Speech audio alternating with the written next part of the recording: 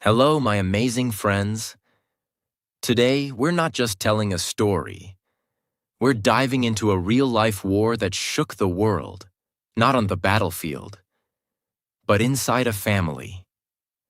This is a story about two brothers, not just any brothers. These two created two of the most powerful sports brands in history. One gave you Adidas, the other gave you Puma. But behind those brands was a family torn apart by ego, pride, betrayal, and silence that lasted a lifetime. In this video, you won't just learn a story. You'll learn about family and business, loyalty and competition, success and regret.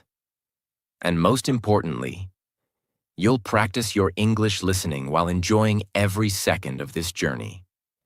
Because I'll tell it in simple, clear English, just like a movie. So you can improve your English and learn something powerful about life and business at the same time. This story is not fiction. It's 100% real. And it will change the way you look at family, success, and even your favorite shoes. So grab your earphones, open your heart, and get ready. Because this is the Billion-Dollar Family War. The true story of Adidas versus Puma. Let's begin with Part 1. The Brothers Who Built a Dream. Part 1. The Brothers Who Built a Dream. 1898 to 1924. Let's go back more than 120 years. To a small town in Germany called Herzogenaurach. This was a quiet, peaceful place, surrounded by fields, factories, and families who worked hard to survive. In this small town lived the Dassler family. They weren't rich. They didn't own land or businesses. They were just ordinary people trying to make it through life. But among them were two young boys. One named Adolf, born in 1900, and the other Rudolf, born in 1898. Their friends called Adolf by a short name, Adi, and that little nickname would one day become a part of every shoe store in the world. Adi Dassler was quiet, introverted, and loved working with his hands. He wasn't very interested in school, but he was obsessed with one thing: shoes. He would often take old shoes, open them up, and study the stitching, the sole, the fabric. He wanted to understand how they were made and how to make them better. His older brother, Rudolf Dassler, was the exact opposite. Rudolf was loud, confident, a born salesman. He loved talking to people, making deals, and dreaming big. He didn't care about stitching or laces. He cared about money, branding, and power. So from the beginning, they were different. But together, they were about to build something incredible. After World War I ended, Germany was in economic collapse. Jobs were gone, food was expensive, and hope was fading. But Adi, now in his early 20s, decided to start making shoes in his mother's laundry room. Yes, a laundry room. He didn't have machines. He didn't have money. Just a sewing machine, some leather, and a dream. He would work all day and all night, cutting, sewing, adjusting. By 1924, his brother Rudolf joined him. Together, they started the Gebrüder Dassler Schuhfabrik, which means Dassler Brothers Shoe Factory. They had no money, but they had passion. Adi designed the shoes. Rudolf sold them, and it worked. At that time, athletes were starting to get attention in Europe. Track and field events, Olympic Games, and football were becoming more popular. Adi believed that athletes needed better shoes, lighter, faster, stronger. So he began creating shoes specifically for athletes. And here's where things started changing. In 1928, German athletes wore Dassler shoes at the Olympics. But the real breakthrough came in 1936.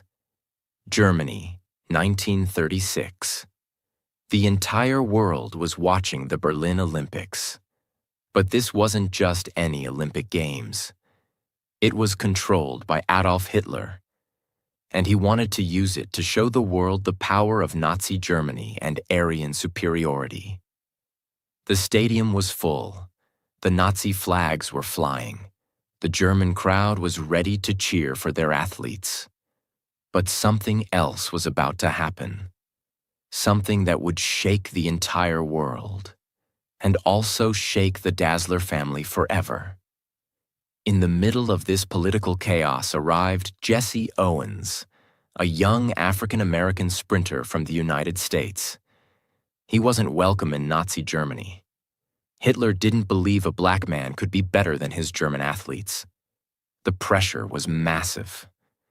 But guess what? Adi Dassler saw potential, not politics. He quietly visited Jesse Owens in the Olympic Village. Think about that.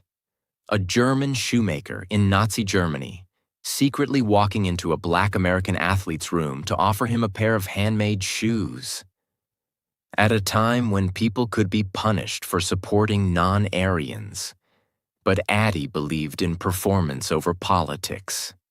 He handed Jesse Owens a pair of his best track shoes, made specially with lightweight materials and long metal spikes to give better grip.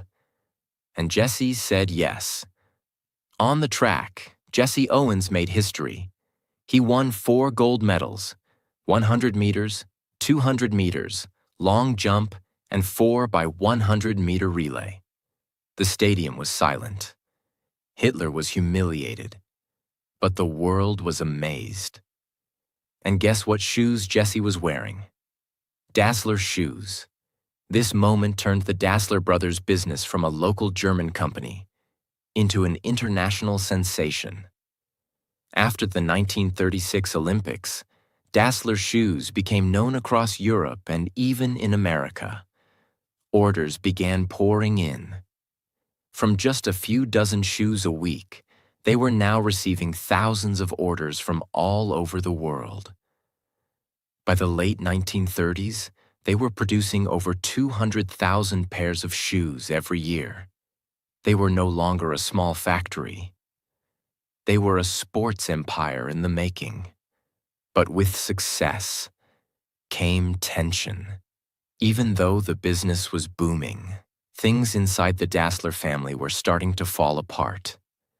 Rudolf, the older brother, believed he was being pushed aside. He thought Adi was getting all the attention, especially after the Jesse Owens victory. Adi was focused on athletes and innovation. Rudolf was focused on sales and expansion, and both of them started believing that the other was trying to take control. Worse, their wives didn't get along. They lived in the same house, but each family occupied a separate floor. The tension wasn't just in business, it was in their home, every day. They started arguing more, about decisions, about money, about who deserved credit. Even small things became big fights. The Dassler factory, once built on teamwork, was now filled with suspicion. And then came World War II. When World War II began, everything changed. The German economy collapsed again. Factories were taken over by the military. Men were being sent to fight. The Dassler factory was forced to start making military equipment, including army boots and weapons parts, instead of sports shoes. Adi stayed behind to run the factory and try to protect it. Rudolf was drafted into the German army and sent to fight. This made Rudolf furious. He believed Adi used his influence to stay safe at home, while Rudolf risked his life on the battlefield. Letters between them stopped. Trust disappeared completely, and something even darker happened. In 1945, when Nazi Germany began to collapse and the Allied forces entered German towns, they started arresting anyone suspected of being a Nazi supporter. Rudolph was captured and interrogated by American soldiers. But here's the shocking part. Rudolph believed that Adi had reported him to the Americans to get rid of him and take full control of the business. There is no full proof that Adi actually did it. But Rudolph was 100% sure, and he never forgave him. He was eventually released, but by then it was over. Their bond as brothers completely destroyed. Their company torn in two. After the war, the Dassler brothers could no longer work together. They divided the factory. Adi stayed on one side and took his half of the workers. Rudolph took the other half. The people of Herzogenaurach, their small town, were now split too. Families had to choose sides. Even the town's football teams began wearing different shoes. One side wore Adi's brand, the other wore Rudolph's. The brothers built two separate entrances to the same factory building. They stopped talking completely, not a word, for the rest of their lives. And then they created two new companies. Part 2. The Rise of Adidas and Puma. How a family fight became a billion-dollar war, 1948 to 1960s. Two brothers, one town, one family torn apart. And now, two brands were born from that pain. Adi Dassler created Adidas. Rudolph Dassler created Puma. But this wasn't just about shoes anymore. This was now war. Silent, personal, and very, very public.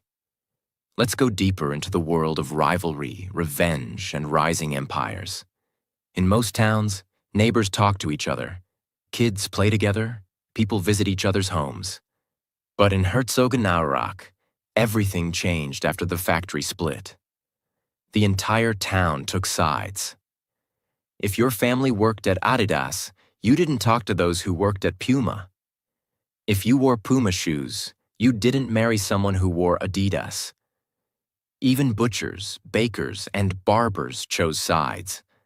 Locals started calling it the town of bent necks, because before people talked to you, they would look down at your shoes to check which brand you were wearing. This rivalry wasn't just business, it was personal. Let's talk about how the two brothers grew their companies so differently.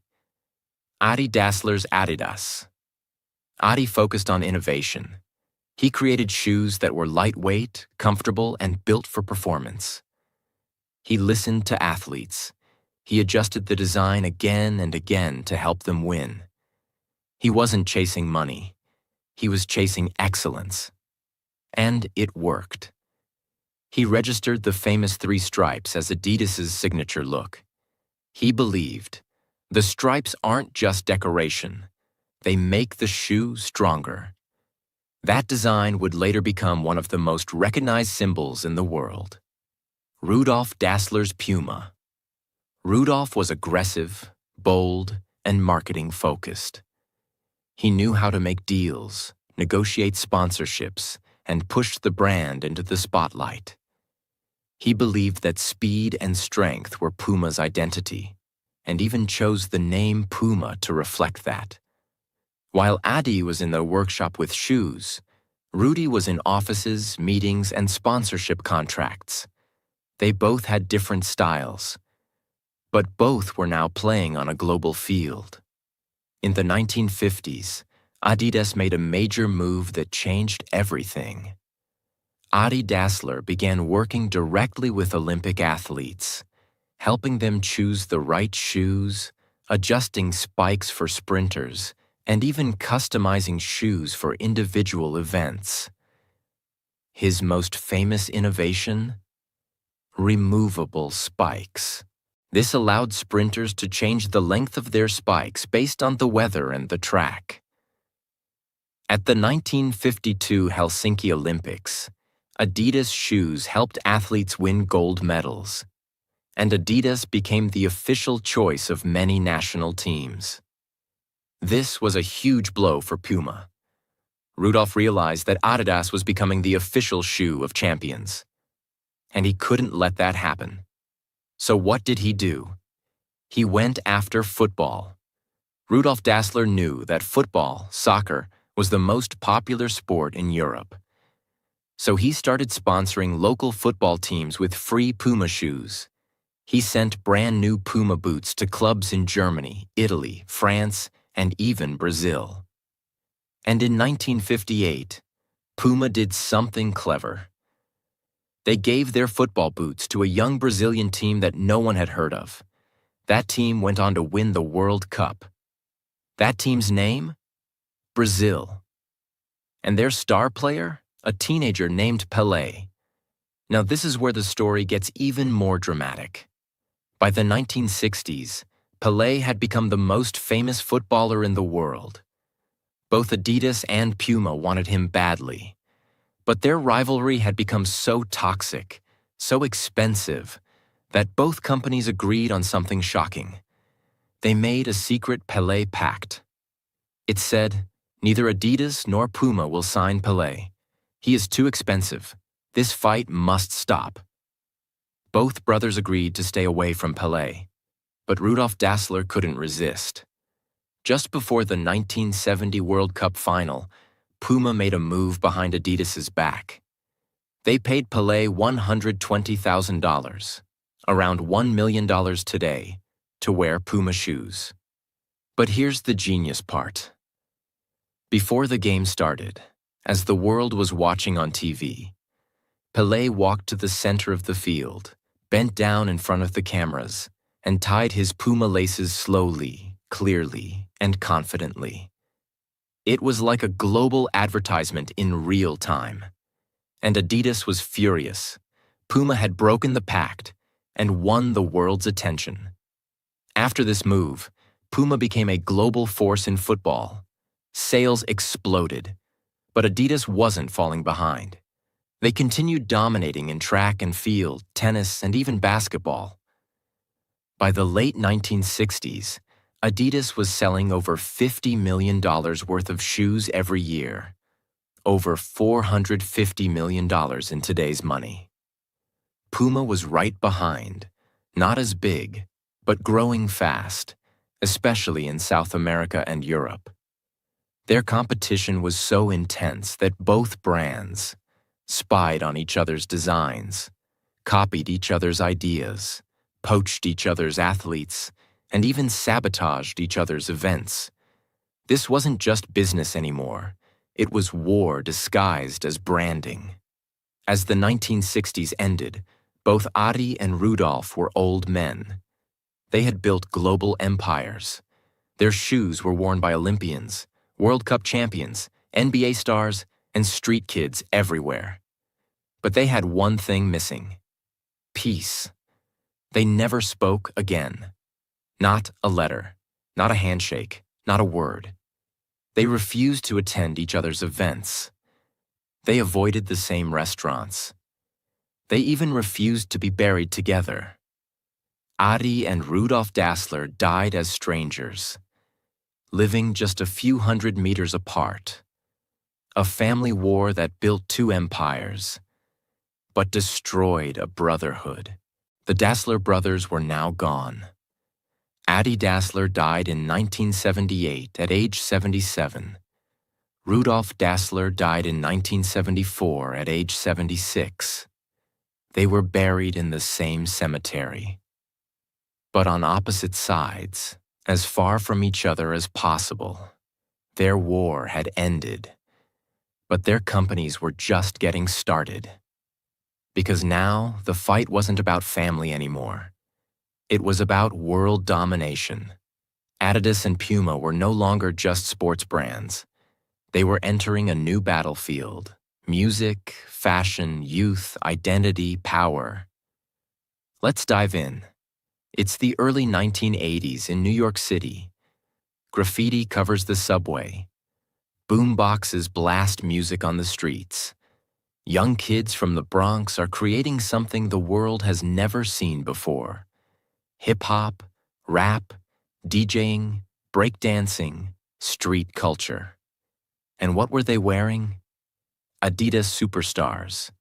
These were simple black and white sneakers, originally made for basketball players in the 1970s, but now they were on the feet of dancers, rappers, rebels, and artists. And then, something magical happened. In 1986, a rap group from Queens named Run DMC released a song called My Adidas. It wasn't just a song. It was a love letter to the brand. No laces, no flashy colors, just pure street power. The lyrics weren't about money or luxury. They were about identity, about walking through tough streets with pride. And Adidas on your feet. And Adidas noticed. They signed Run DMC to a $1 million deal, the first endorsement between a sportswear brand and a music artist in history. That deal changed everything. Now Adidas wasn't just for athletes. It was for anyone who wanted to feel bold, different, and powerful. Sales exploded in America. Suddenly, Adidas was everywhere. On stage, on the streets, in music videos, in schools, in protests. Adidas had become a symbol of rebellion and pride. And Puma? They were watching from the sidelines. And they knew they had to fight back. Puma couldn't match Adidas in music deals at first. But they played a different game. They started sponsoring the underground. In the early 1990s, Puma sneakers became a secret symbol among breakdancers, graffiti artists, skaters, and rebels who didn't want to follow the mainstream. They focused on sleek designs, bold colors, and affordable pricing, targeting kids who wanted something different from Nike and Adidas. Puma became the underdog brand, not as loud, not as global, but loyal, real, and respected. They slowly grew a cult following in the hip-hop and streetwear scenes, especially in Europe, South America, and Africa. While Puma worked the streets, Adidas continued to dominate the sports celebrity world. In the 1980s and 1990s, Adidas signed some of the biggest athletes of all time. Steffi Graf, the tennis legend. Zinedine Zidane, the French football king. And even Kobe Bryant in his early NBA days. Adidas shoes were now on Olympic tracks, football fields, NBA courts, tennis arenas, and they were also appearing in schools, fashion shows, red carpets, and nightclubs. Adidas was now a global lifestyle brand, worn by athletes and artists, celebrities and students, rich and poor. And Puma? They were about to make their biggest move yet. In the late 1990s, Puma was struggling financially. Their sales were dropping. They were behind Adidas, Nike, Reebok, and others. But then, a new CEO named Jochen Seitz took charge. He was only 30 years old, the youngest CEO in Germany at the time, and he had a bold idea. Let's stop trying to copy Adidas or Nike. Let's become the fashion-forward, street-style, lifestyle brand that everyone else is afraid to be. Under his leadership, Puma shifted direction. They hired fashion designers, artists, and even models to redesign their shoes. They made deals with Fenty by Rihanna, Alexander McQueen, and Jay-Z later on. Suddenly, Puma wasn't just back.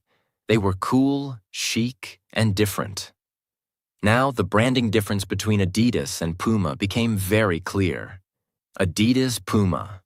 Clean, sporty, classic look, bold, edgy, street style. Focused on performance, focused on fashion and culture. Famous three stripes, iconic jumping Puma logo. Global athlete sponsorships, underground celebrity deals. Both were winning in different ways. But the old family war was now a global brand rivalry. Business numbers. Who was winning? By the end of the 1990s, Adidas was earning over $5 billion per year. Puma had crossed $1 billion per year, making a big comeback. Both brands had gone public. Adidas in 1995, Puma earlier, trading on international stock markets. But here's what was interesting. Adidas had become a giant. Puma had become a survivor. And both were still headquartered in the same small town in Germany, Herzogenaurach. Still separated, still bitter, still competing, even after the brothers had died. By the end of the 1990s, a new culture had formed. Streetwear. It wasn't just fashion. It was a movement, a mix of sports, music, skateboarding, politics, identity, and Adidas and Puma were at the heart of it. In cities like New York, Paris, London, and Tokyo, people were choosing sides. 3 stripes or a leaping cat, Adidas or Puma. Not because of family history, but because of what those brands represented. By the year 2000, Adidas and Puma had been at war for nearly 60 years. But the new millennium brought new rules, new players, and new weapons. This was no longer a simple competition between 2 German companies. It had become a global battle, against each other, and now also against a new king of the sneaker world, Nike. While Adidas and Puma were fighting each other, Nike had quietly built a giant empire in America. With deals like Michael Jordan and the Air Jordans, Tiger Woods in golf, LeBron James, Serena Williams, and more. Nike had something Adidas and Puma didn't yet have: a lifestyle attached to winning. They weren't just selling shoes. They were selling ambition, attitude, and American coolness. By 2000, Nike's revenue had already crossed $9 billion per year, while Adidas was earning around $5 billion per year. Puma was behind at $1.2 billion per year. So now Adidas and Puma had 2 options: keep fighting each other, or start reinventing themselves for a new generation. They chose both. Let's see how. In the early 2000s, Adidas made huge moves. They acquired Salomon, the ski and outdoor brand. That didn't work well, but it showed they were ready to expand. In 2005, Adidas made a shocking move. They bought Reebok for $3.8 billion. Why? To challenge Nike directly in the United States. Adidas already ruled Europe, but Reebok had a strong presence in American gyms, NBA, and fitness culture. Combining both was a bold step. It made Adidas the second largest sportswear brand in the world, right behind Nike. Now the war wasn't just Adidas versus Puma anymore. It was Adidas versus Puma versus Nike, a 3-headed beast. And Adidas wasn't done. They began signing younger athletes, investing in futuristic design labs, and launching new tech like Boost Foam, soft yet responsive running tech; Prime Knit material, light, breathable, no stitching; My Coach, wearable tech before it was cool. Adidas was now part sports brand, part tech company, part fashion label. But Puma wasn't staying quiet. Puma realized something clever. Nike and Adidas were both fighting for male athletes. So what if Puma focused on women? In 2014, they made a decision that changed their future. They signed Rihanna, not as just a brand ambassador, but as the creative director of Puma Women. Rihanna launched her own line of Puma sneakers, fashion-forward, bold, fearless, and it exploded. The shoes sold out in hours. Social media exploded with photos of girls rocking Fenty X Puma collections. Suddenly, Puma wasn't just the other brand. It was the cool, feminist, celebrity-driven fashion choice. Revenue shot up from $3.1 billion in 2014 to over $4.2 billion by 2016. Puma had officially staged a comeback, using music, fashion, and female empowerment. And Adidas saw it. and responded fast. After dominating sports and Olympic Games, Adidas now turned its full attention to culture. They signed Kanye West in 2013, who left Nike to launch his Yeezy line with Adidas. The Yeezy Boost 350, released in 2015, became an overnight success. People waited in line for days. Shoes sold out in minutes. Resale prices hit $1,500 plus for a single pair. This wasn't just hype, it was strategy. Adidas now had Kanye West, Pharrell Williams, Beyoncé, later with Ivy Park, James Harden, NBA, Paul Pogba, Lionel Messi, and Mo Salah, football. They weren't just sponsoring athletes. They were sponsoring culture shapers, and it worked. By 2015, Adidas's revenue crossed $17 billion per year. Puma was at $4 billion per year, growing steadily, but still behind. Before 2010, shoe companies had to use TV commercials, magazine ads, posters. But now, Instagram, Twitter, YouTube, TikTok. And in this world, speed, storytelling, and relatability became everything. Adidas adapted faster. They launched bold campaigns like Here to Create, Impossible is Nothing, collaborations with top YouTubers and creators. Their visuals were clean. Their message was clear. Their shoes became fashion pieces, not just sportswear. Puma, meanwhile, focused on authenticity, showing behind-the-scenes, raw energy, and influencer deals in street-style communities. They weren't trying to look rich. They were trying to look real. And Gen Z, they noticed. Here's what started becoming obvious in the 2010s. Nike was the king of high performance and motivation. Adidas became the king of tech and culture. Puma became the king of attitude and everyday cool. The three giants were now playing different games with different messages. Brand focus, message, target audience. Nike motivation and winning just do it athletes, achievers. Adidas tech plus culture fusion. Impossible is nothing creators, dreamers. Puma fashion, rebellion, edge forever faster free spirits, trendsetters. Each had carved its own kingdom. But Adidas and Puma, they still carried the same blood.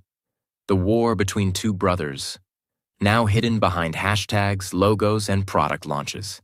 In Herzogenaurach, the town where it all began, the factories still stood.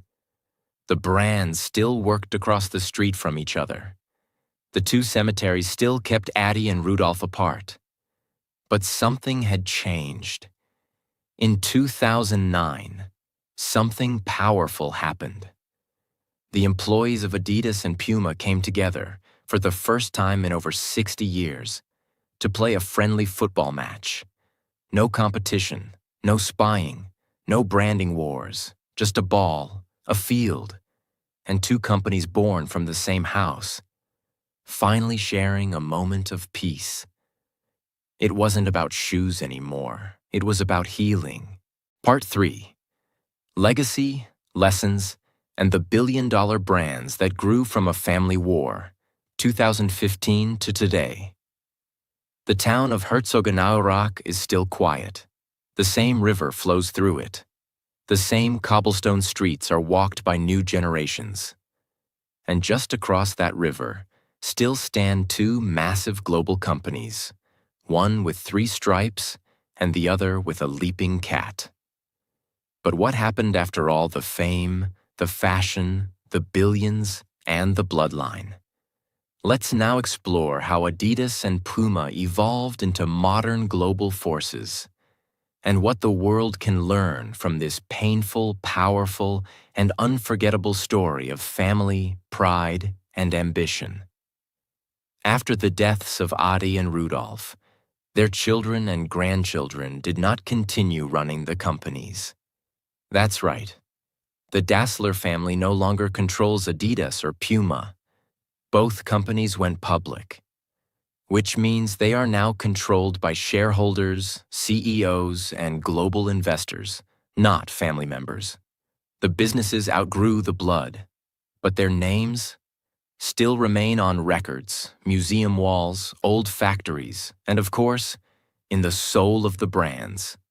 Even now, the town of Herzogenaurach still feels that old, invisible tension. 2 factories, 2 headquarters, 2 histories. But now, the next generation no longer carries hate. They carry business lessons, history, and a silent respect for what once was.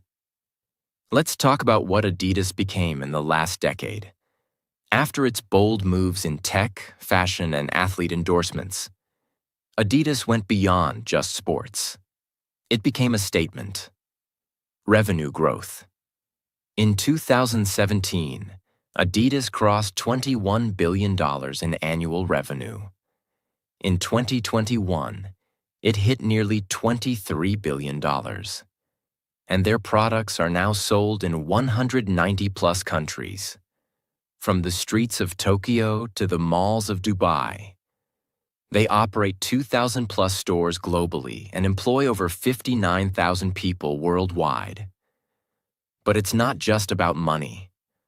Adidas has taken big steps into sustainability with their Parley Ocean plastic shoes, digital innovation, with sneaker NFTs, apps, and custom design tools, equality and activism, supporting Black Lives Matter, LGBTQ+ athletes, and mental health campaigns. They're not just a shoe company anymore. They're a culture company. Now let's talk about Puma. While Adidas roared loudly, Puma worked quietly, strategically, and relentlessly. And it paid off. Revenue growth. In 2010, Puma's revenue was around $3 billion per year. By 2022, it reached over $8.5 billion per year. Not bad for a company that was almost bankrupt in the 1990s. Today, Puma sells products in 120-plus countries, operates over 830 stores, and employs more than 18,000 people globally. But Puma's secret strength? Authenticity. They focused on collaborations with celebrities like Rihanna, The Weeknd, and Selena Gomez, sponsoring national football teams like Italy, Uruguay, and Switzerland, building strong streetwear lines for young audiences in urban cities. They didn't try to be Nike. They didn't try to copy Adidas. They became their own identity. Puma is now known as the brand for people who don't follow. They lead quietly. This is the question that everyone asks. Who won the war? Was it Adidas, the global giant with athletes, fashion, tech, and massive reach? Or was it Puma, the underdog who never gave up and found its own lane? Let's break it down honestly. Category Adidas Puma. Annual revenue $20 to $23 billion, $8 to $9 billion.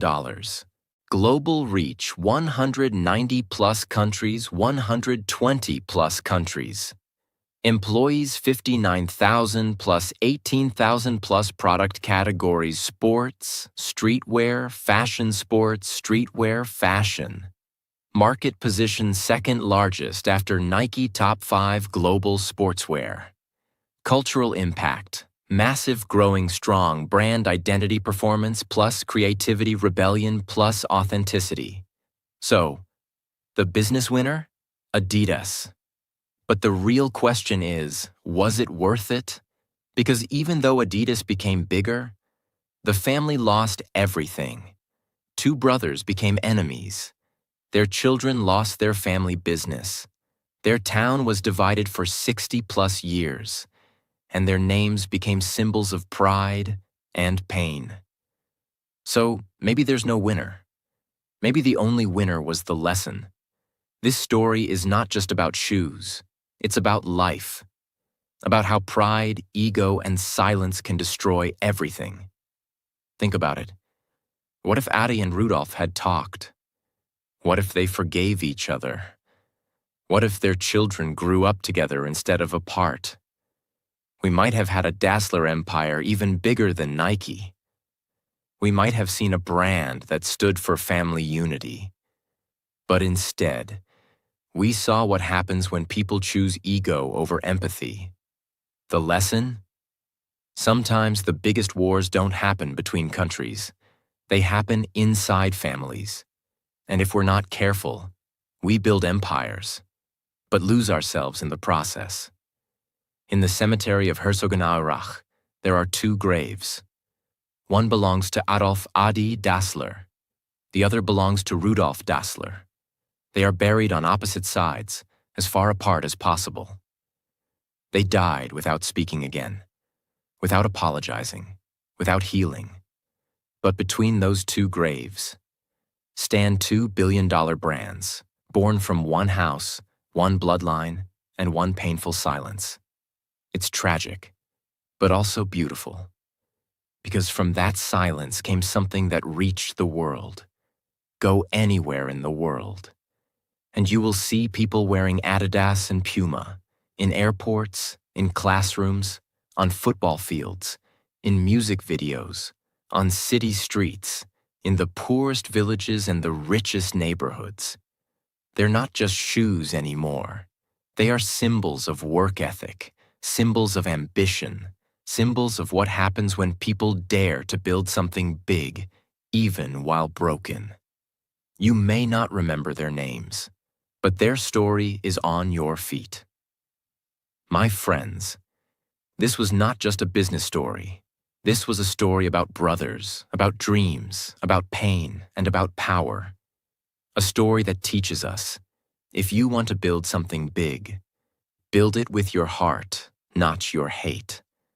Adidas and Puma were born from rivalry, but may your dreams be born from passion, from purpose, and from peace. You just listened to a real story in clear, easy-to-understand English. You learned vocabulary, pronunciation, and storytelling style without any grammar books. And you'll remember it. Because when learning is emotional, it stays forever. So keep watching powerful stories like this. Because it's not just good for your heart, it's also great for your English learning journey. If this story touched you, if it inspired you, if it helped you learn, then please, like this video, subscribe to the channel, and share this story with someone who loves shoes, family, or history, because this is not just the story of Adidas and Puma. This is the story of what happens when we build with love, or lose everything to pride.